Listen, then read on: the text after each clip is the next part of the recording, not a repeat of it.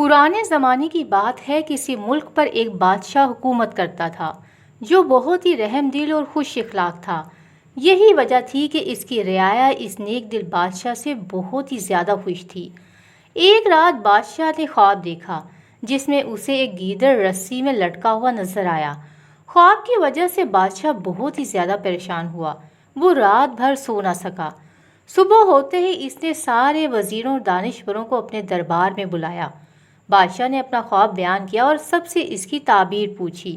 سبھی سوچ سوچ کر پریشان ہو گئے، پر کسی کو بھی خواب کی تعبیر سمجھ نہ آ رہی تھی، جبکہ بادشاہ کو ہر حال میں اپنے خواب کی تعبیر چاہیے تھی۔ اس لیے اس نے اعلان عام کروایا کہ جو کوئی بھی مجھے خواب کی تعبیر بتائے گا اسے انعامات سے مالا مال کر دیا جائے گا۔ یہ سن کر کئی لوگ انعام کے لالچ میں اور کئی خود کو عقل مند کہلانے کے لالچ میں تعبیر بتانے گئے، مگر سب کے سب ناکام ہو گئے۔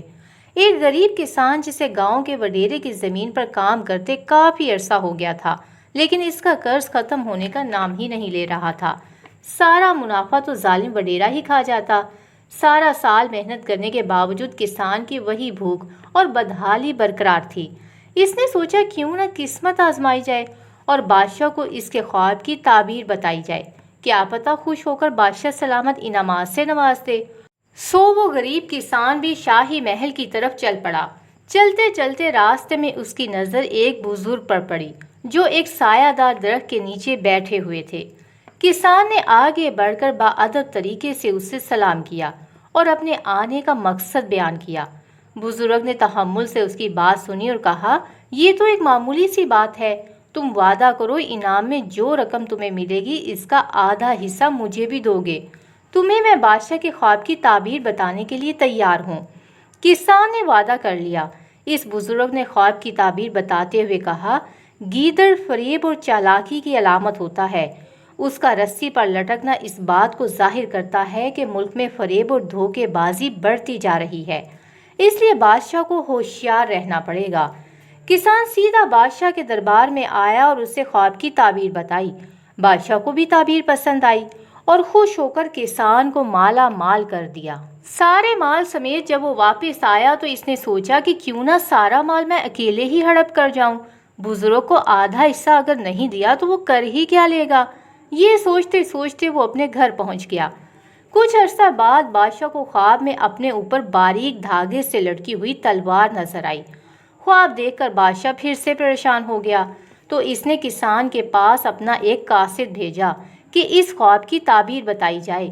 کسان دوبارہ سفید پوش بزرگ کے پاس جا کر منت سماجت کرنے لگا کہ اسے خواب کی تعبیر بتائی جائے۔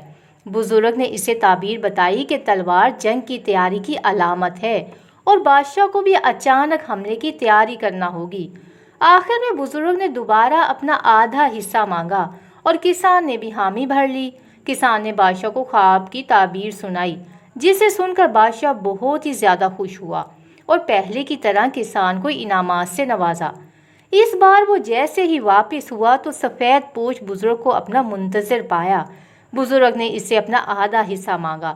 کسان نے تلوار نکال کر بزرگ پر وار کر دیا۔ تلوار کے وار سے بزرگ کا ایک بازو زخمی ہوا، لیکن وہ خاموش رہا، جبکہ کسان جو اب لالچی ہو گیا تھا سارا مال اپنے ساتھ لے گیا۔ اتفاق سے بادشاہ کو پھر سے تیسرا خواب نظر آیا، جس میں اسے ایک ذبح شدہ بکری نظر آئی۔ بادشاہ نے دوبارہ قاصد بھیجا اور کسان کو طلب کیا۔ بادشاہ نے خواب کی تعبیر پوچھی تو کسان بہت ہی پریشان ہو گیا اور آخر کار تیسری مرتبہ شرمندہ ہو کر بزرگ کی طرف روانہ ہوا۔ بزرگ نے اس لالچی انسان کو دیکھتے ہی غصے سے منہ پھیر لیا۔ کسان بزرگ کے پاؤں میں گر گیا اور اپنی غلطی کی معافی مانگی اور وعدہ کیا کہ اب دھوکہ نہیں دوں گا۔ بزرگ نے اسے معاف کر دیا اور خواب کی تعبیر بھی بتائی۔ بزرگ نے بتایا کہ بکری امن کی نشانی ہے، اس لیے بادشاہ کے ملک میں امن و امان ہوگا، لوگ امن و امان سے رہیں گے اور دھوکے بازی اور فریب سے دور رہیں گے۔ کسان نے بادشاہ کو جب یہ تعبیر بتائی تو بادشاہ کو یہ تعبیر بہت پسند آئی۔ کسان کو پہلے سے بھی زیادہ نوازا گیا۔ اس دفعہ کسان پہلے والا مال اور اب والا ملا کر سب بزرگ کے قدموں میں لے آیا کہ مجھے معاف کر دو، دولت کے لالچ میں آ کر مجھ سے خطا ہوئی ہے، میں توبہ کرتا ہوں کہ دولت کے لالچ میں آ کر کسی کا دل نہیں دکھاؤں گا آئندہ۔ बुजुर्ग जो कि दरवेश थे वो बोले, हकीकत में आपका कोई कसूर नहीं, क्योंकि जब पहली बार आप मेरे पास आए थे इस वक्त मुल्क में फरेब और मक्कारी का दौर था, इसलिए आप भी ठग निकले। दूसरी मर्तबा आपने मुझ पर इसलिए हमला किया कि इस वक्त पूरे मुल्क में खून रेजी फैली हुई थी, हर कोई एक दूसरे के खून का प्यासा था।